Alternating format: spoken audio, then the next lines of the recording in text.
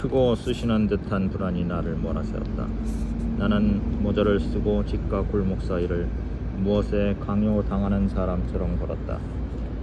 폭풍에 휘몰리기라도 한 것처럼 거리를 지나고 광장을 가로질러 달리고 또 달렸다. 피스토리우스의 음침한 교회 앞에서 길을 기울이다 무엇을 찾는지조차 모르면서 국도의 다급함 충동에 사로잡혀 찾고 또 찾았다. 나는 아직 드문드문 불빛이 켜진 사창가 골목에 들어섰다. 멀리 외곽으로는 신축 가옥과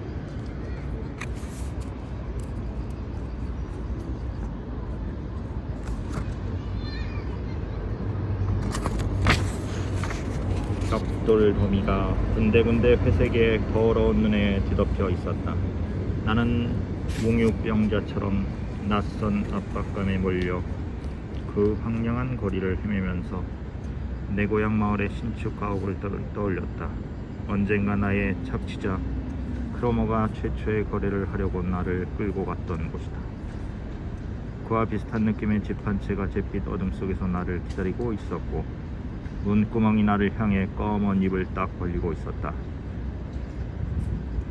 나는 그 안으로 끌려 들어가는 듯한 느낌에 충격을 받았고 문구멍을 피하려다 모래와 자갈더미에 걸려 비틀거렸다. 그러나 들어가고 싶은 충동이 더 강렬했으므로 그 문을 들어서지 않을 수 없었다. 널빤지와 바스러진 벽돌을 넘어 이 황막한 공간 속으로 비청거리며 들어서자 축축한 냉기와 돌냄새가 음산하게 코를 찔렀다. 모래 한 무더기가 마치 잿빛 얼룩처럼 눈에 띄는 외에는 모든 것이 어둠에 묻혀 있었다. 바로 그때 내 곁의 어둠 속에서 사람이 하나, 조그맣고 야인 청년이 하나 유령처럼 일어섰다. 나는 그가 크나우어임을 곧 알아챘지만 머리칼은 계속 두려움에 곤두서 있었다. 어떻게 여기까지 온 거야? 흥분한 나머지 그의 정신이 산란해진 것 같은 어조였다. 어떻게 날 찾았지? 나는 무슨 말인지 이해할 수 없었다. 너를 찾았던 게 아니야. 나는 얼떨떨한 심정으로 말했다. 말 한마디 한마디 하기가 몹시 힘들어서 목소리는 생기가 없고 무겁게 얼어붙은 입술에서 말이 간신히 새어나왔다. 그는 나를 물끄러미 바라보았다. 찾았던 게 아니라고? 그래, 뭔가에 이끌려 왔어. 내가 나를 불렀니? 틀림없이 내가 불렀을 거야. 도대체 넌 여기서 뭐 하는 거니? 지금은 한밤중인데. 그는 야윈 두 팔로 나를 발작적으로 끌어안았다. 그래, 밤이야. 곧 아침이 되겠지. 오, 싱클레어. 나를 잊고 있었던 게 아니었군. 나를 용서해 주겠니? 대체 무엇에 대해서? 아, 나는 정말 추악했어. 겨우 우리가 나눈 대화가 생각났다. 네데스의 전이었던가? 내겐 그 일 이후로 벌써 한 평생이 지나간 것 같았다. 그제야 나는 모든 것을 순간적으로 알아차릴 수 있었다. 우리들 사이에서 일어난 일뿐 아니라 왜 내가 여기에 와 있는 것인지, 크나워가 이런 위험한 곳에서 무엇을 하려고 했는지도. 너 자살하려고 했구나, 크나워. 그는 추위와 공포에 몸서리쳤다. 그래, 그러려고 했어. 할 수 있었을지는 모르겠지만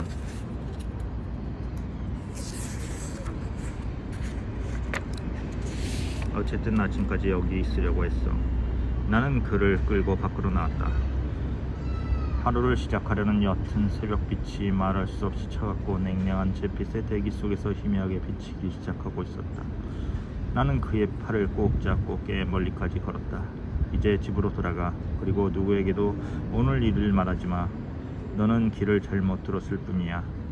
우린 내가 생각하듯 그런 돼지가 아니라 인간이야. 우리는 여러 신을 만들어내고 그들과 싸우고 신은 우리를 축복해주는 거야. 우리는 서로 아무 말 없이 묵묵히 걷다가 헤어졌다. 집에 들어오자 날이 희뿌옇게 새어왔다. 내게 주어진 최고의 것은 피스토리우스와 함께 우르간 옆에서 혹은 난로 앞에서 보낸 시간이었다.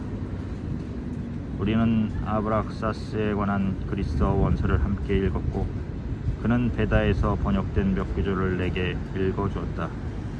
나는 그에게 신성한 옴을 부르는 법도 배웠다. 하지만 나의 내면을 성장시킨 것은 이런 오컬트가 아니었다.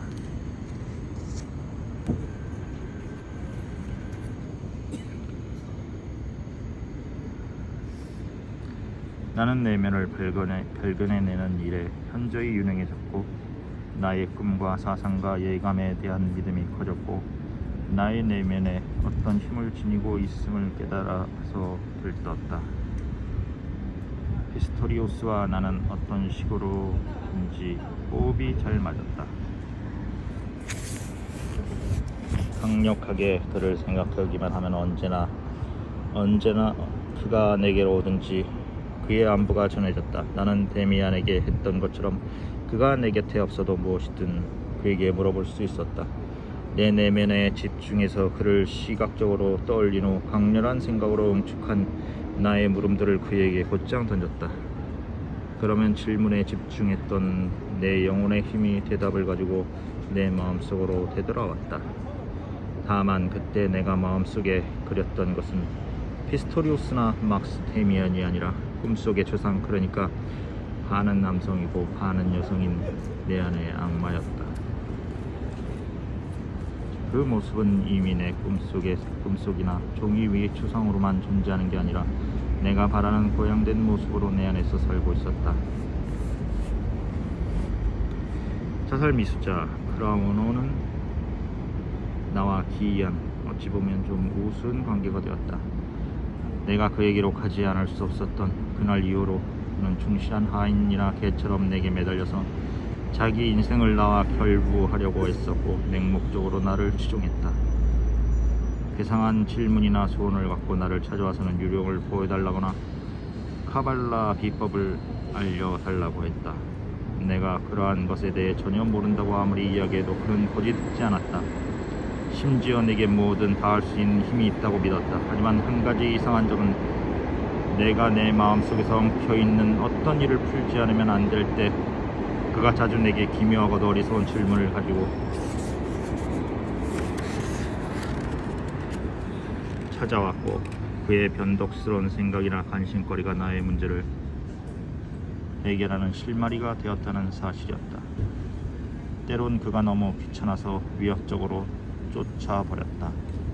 그럼에도 그 역시 나에게로 보내진 사람이었고 내가 그에게 준 것이 그의 마음속에서 갑절이 되어 내게 되돌아왔으며 그 또한 나의 인도자이자 길이라고 마음 깊이 느꼈다.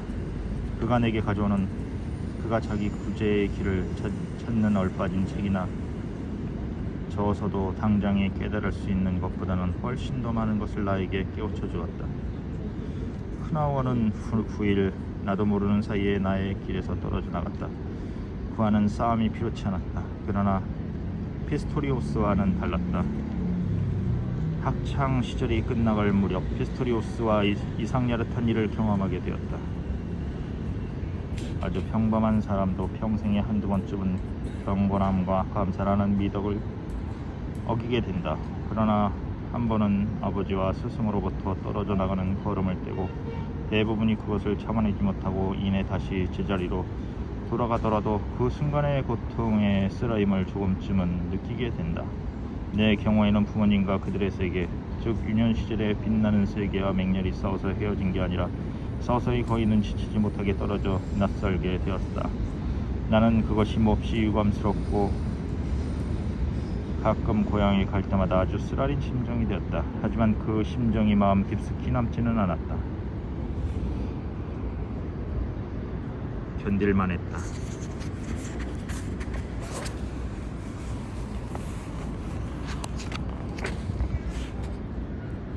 그러나 습관이 아니라 스스로의 의지로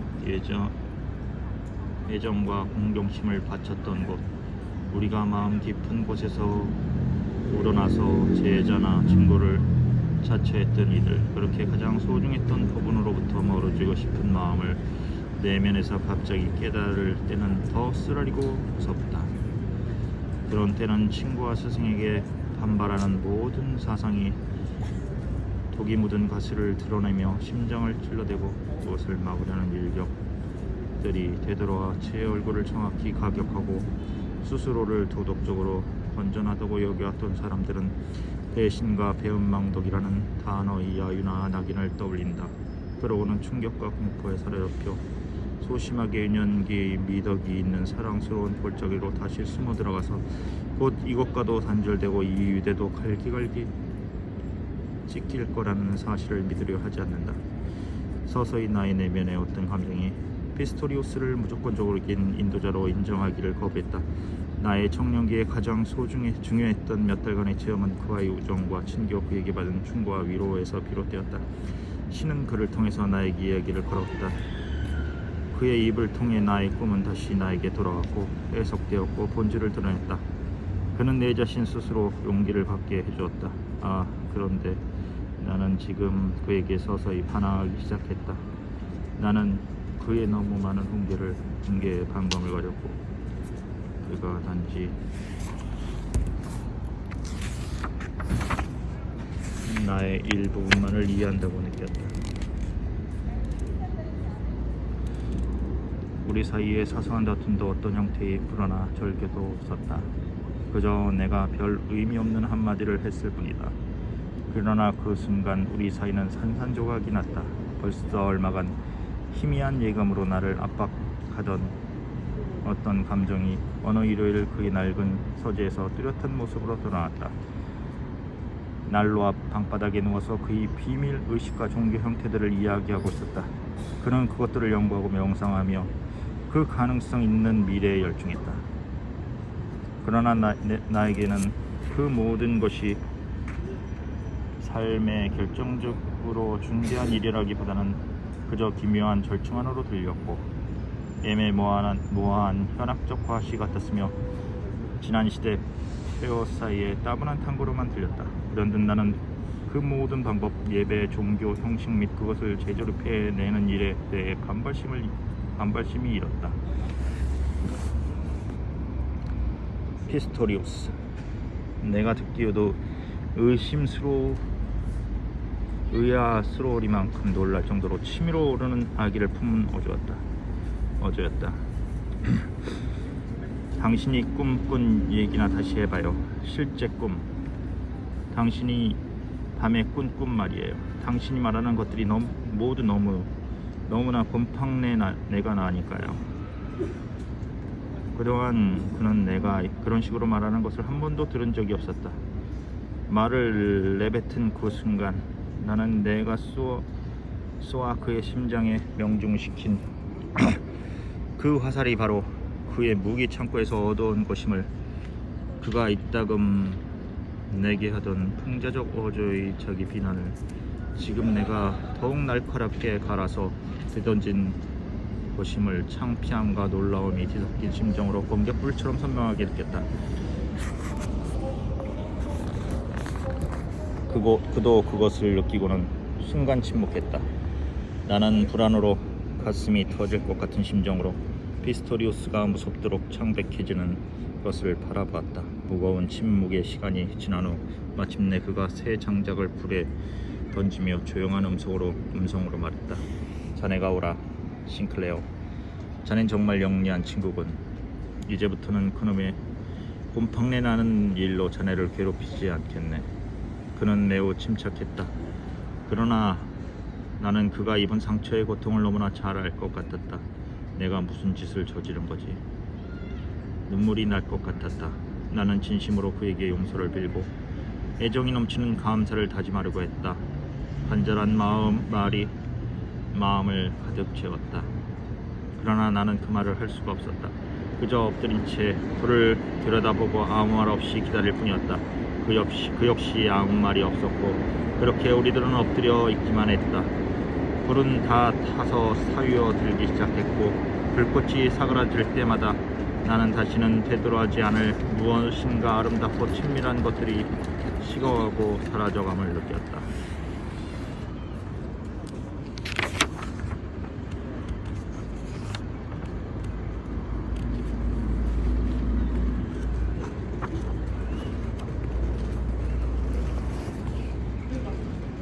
당신이 내 말을 오해하거나 오해하지는 않았을지 걱정됩니다. 나는 압박감으로 메마르고 쉰 목소리로 말했다. 이 어리석고 무의미한 말이 마치 신문의 연재 소설을 낭독하는 것처럼 입술에서 기계적으로 흘러나왔다. 피스토리오스는 나직하게 말했다. 난 자네를 아주 정확히 이해했네. 자네가 오라. 나는 끈기 있게 그의 다음 말을 기다렸다. 그가 천천히 말을 이었다. 사람이 남과 맞설 때 정당할 만큼 말이지.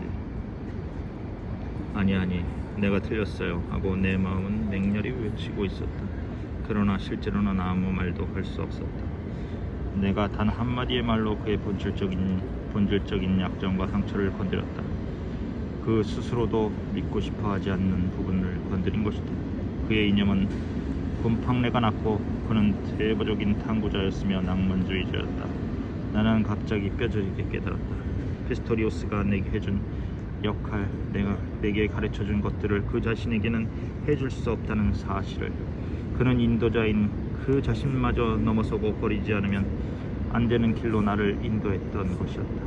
어떻게 내가 그런 말을 할 수 있었을까? 나는 조금의 악의도 없었고 파국을 예상하지도 않았다.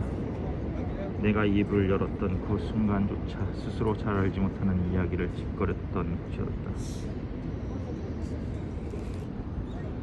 단지 조금 재치있고 약간은 질이 나쁜 조그만 충동에 따랐을 뿐인데 운명적인 일이 되어버렸다. 나의 사소하고 부주의한 행동이 그에게는 심판이 되었다. 그가 화내고 변명하고 나를 꾸짖기를 얼마나 간절히 원했던지. 그러나 그는 그 어떤 일도 하지 않았다. 모든 일을 나는 내 마음속에서 스스로 해야 했다. 할 수만 있었다면 그는 미소라도 지었을 텐데. 그가 미소 짓지 않는 것으로 내가 그에게 얼마나 큰 충격을 준 것인지 잘 알 수 있었다. 피스토리오스가 나에 의해서 이 주제넘고 배은망덕한 제자에 의해서 받은 타격을 그렇듯 말없이 감수하고 나의 정당성을 승인하고 나의 말을 운명으로 인정함으로써 그는 내가 자기 혐오에 빠지고 나의 실책을 몇천 배나 강하게 자책하게 했다. 사람이 누군가에게 타격을 가할 때는 강하고 자기 방어를 할 줄 아는 사람을 맞추려는 것이다. 그러나 그는 말없이 참을성 있게 묵묵히 항복해버린 무방비 상태의 사람이었다. 오랫동안 우리는 꺼져가는 불 앞에 엎드린 채로 있었는데 불타는 모든 형상과 스스로 사그라지는 모든 죄의 줄기가 나에게 행복하고 아름답고 풍부했던 시간을 되새기게 해주었고 피스토리우스에 대한 의무를 배신한 죄악감을 점점 키웠다. 나는 더 이상 그것을 참을 수가 없었다. 나는 일어서서 걸어 나왔다. 한참 동안 나는 그의 방문 앞에 서 있었다. 그리고 컴컴한 계단 위에서 또 집 앞에서 행여나 그가 나를 따라오지나 않을까 하는 기대로 한참이나 그렇게 서 있었다. 마침내 그곳을 떠나서 몇 시간이고 시내와 교회를 공원과 숲을 밤까지 헤매다녔다. 그때 처음으로 나는 내 이마 위에서 하인의 표식을 느꼈다. 점차 나는 그때의 일을 되새겨볼 수 있었다. 처음에는 오로지 나의 잘못을 책하고 피스토리우스를 옹호하려는 의도였다. 그러나 매번 반대의 결과로 끝났다. 나는 천만 번 나의 경솔한 말을 후회했고 그것을 철회할 용의가 있었다. 그럼에도 그 말은 진실이었다. 지금에서야 나는 비로소 피스토리우스를 완벽히 이해하고 그의 모든 꿈을 그려볼 수 있다. 그의 꿈은 목사가 되고 새로운 종교를 선포하고 영혼과 사랑과 예배에 새로운 형식을 부여하고 종교의 새로운 상징을 세우는 것이었다. 그러나 그것은 그의 역량과 사명에 적합하지 않았다. 그는 과거에 너무 열심히 매달려서 과거에 대한 지식들이 너무나 상세했다. 이집트나 인도, 미트라스나 아브락스에 대해 너무나도 많이 알고 있었다. 그는 세상이 이미 보아온 형상을 너무나 사랑했는데도 마음 깊은 곳에서는 완전히 새롭고 색다른 것을 원했다. 그런 것은 신선한 토양에서 샘솟아야지 박물관이나 도서관에서 끌어와서는 안 된다는 사실을 스스로도 잘 알고 있었다. 그의 역할은 내게 해주었듯 사람이 자기 내면으로 들어갈 수 있도록 도와주는 데 있었다. 전대미문의 새로운 신을 제시하는 일은 그의 사명이 아니었다. 그러자 내 안에서 어떤 깨우침이 날카로운 불꽃처럼 나를 불태웠다. 누구에게나 사명이 있지만 누구도 그것을 스스로 선택하고 해석하고 임의로 관리할 수는 없다. 새로운 신을 원한다는 것은 틀렸다. 이 세계에 무엇인가를 주려고 하는 것은 전적으로 잘못된 생각이다. 각성된 인간에게 부여된 의미는 단 한 가지, 자신을 찾고 자신의 내면에서 견고해져서 그 길이 어디에 닿아 있건 간에 조심스럽게 자신의 길을 더듬어 나가는 일, 그 이외의 다른 의미는 존재하지 않는다. 이러한 생각이 나를 깊이 사로잡았고 이 생각이야말로 내가 이번에 체험에서 얻은 열매였다. 때때로 나는 미래의 형상과 함께 놀았고 시인이나 예언자 혹은 화가나 다른 어떤 곳으로서 나에게 부여되었을 역할을 꿈꾸었다. 그러나 한편으론 다 부질없었다. 나는 시를 짓기 위해서 존재하는 게 아니었다. 설교를 하기 위해서나 그림을 그리기 위해서도 아니었다. 나든 누구든 그것 자체를 위해 존재하지는 않았다. 이 모두 구체적으로 일어나는 것일 뿐이었다. 각자를 위한 진정한 천직이란 자기 자신에 도달하는 단 한 가지 뿐이었다. 그가 설령 시인이나 미치광이나 예언자나 심지어 범죄자로 일생을 마친다 해드렸다. 그것은 그의 문제가 아니고 중대사도 아니다. 그의 임무는 임의 것이 아니라 자신의 운명을 발견하는 것이며 그 운명을 자신의 내부에서 송두리째 그리고 온전하게 끝까지 지켜내는 일이다. 그 외의 모든 것은 일부일 뿐이며 더욱 피하려는 노력이고 대중의 이상 속에 숨으려는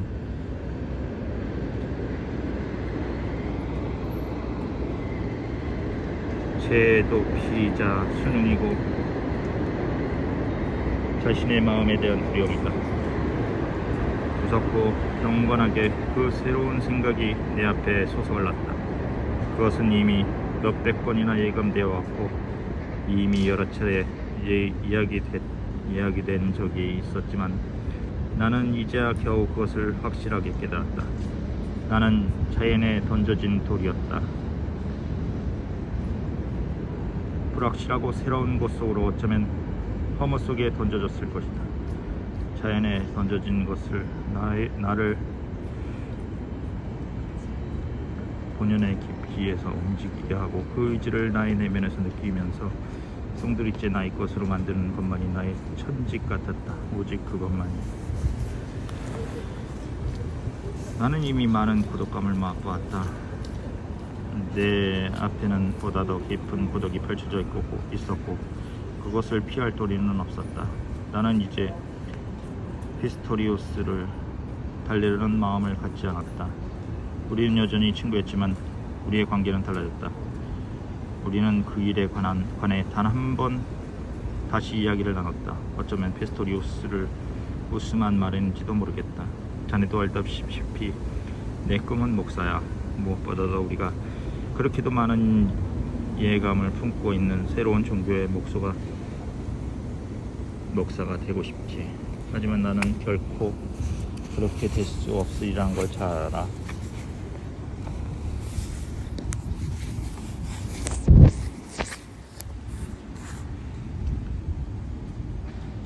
감히 입 밖에 내어 이야기한 적은 없었지만 이미 오래전부터 알았지. 나는 결국 다른 목사적인 봉사를 하게 되겠지.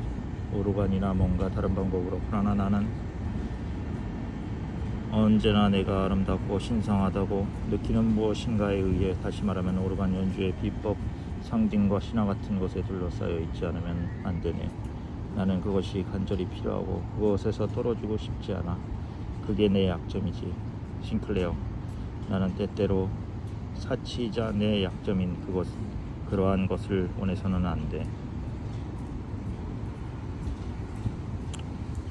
만약 내가 아주 단순하게 아무런 요구나 주장도 없이 운명에 자신을 맡긴다면 더 위대하고 더 정당하겠지만 난 그럴 수가 없다네. 그것이야말로 내가 할 수 없는 유일한 일이야. 이 세상에 단 하나 존재하는 정말로 어려운 일이라고. 같이 살고 하는 누구야? 아니 나 둘이 너무 바빠서 나도 맨날 2시에 퇴근하는데. 나는 때때로 그것을 꿈꿨지만 한 번도 그렇게 하지 못했어. 나는 몸소리나 이렇듯 완전하게 벌거숭아성이가 되어 고독하게 서 있을 수만은 없어. 나도 별 수 없이 다소의 따뜻함과 먹을 것이 필요해 있다감씩 자기 동료의 체온을 가까이에서 느끼고 싶어하는 한 마리의 불쌍하고 연약한 것에 개에 불과하지. 제 운명 이외에는 아무것도 원하지 않는 사람에게는 이미 동료란 없지. 그는 아주 고독하고 주변에는 싸늘한 세계의 공간밖에는 없지. 겟세마네 동산에서의 그리스도가 부러워했던 거야. 흔연히 십자가에 못 박히는 순교자도 있었지만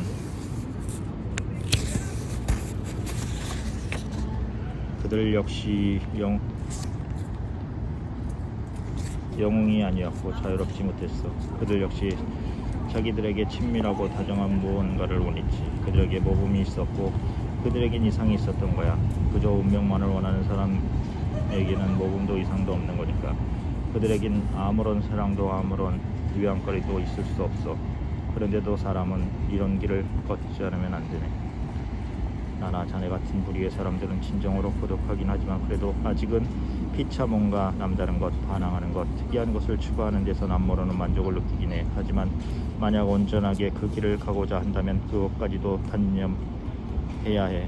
또 우리는 혁명과도 이상과도 숨겨져고 또 되려고 해서는 안 돼. 그것은 생각할 수도 없는 일이야. 그렇다.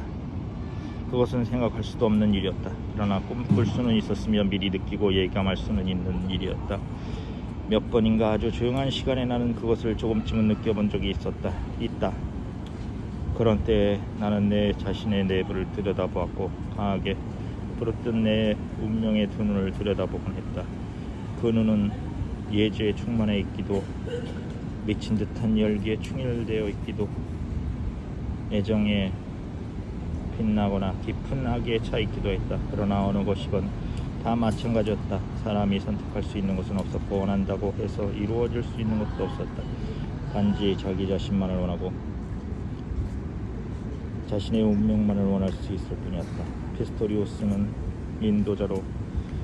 인도자로서 내게 이 길을 제법 멀리까지 나갈 수 있게 도움을 주었다.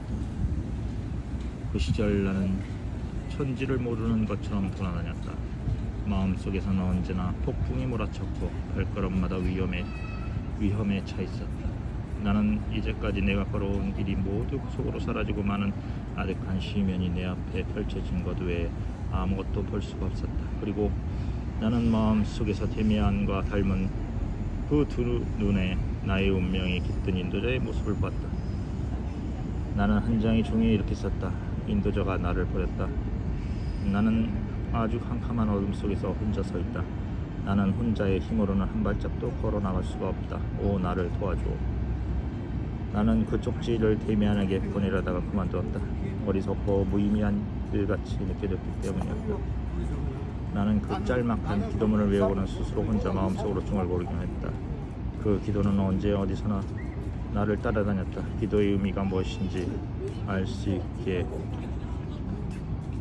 된 것이다. 학창 시절은 끝났다. 나는 아버지의 제안으로 방학 동안 여행을 하기로 했다. 여행이 끝나면 대학을 가야 했는데 어떤 학부로 갈지 정하지 못했다. 한 학기 동안 철학 수업을 듣기로 했다. 어떤 다른 학과라도 만족했을 것이다.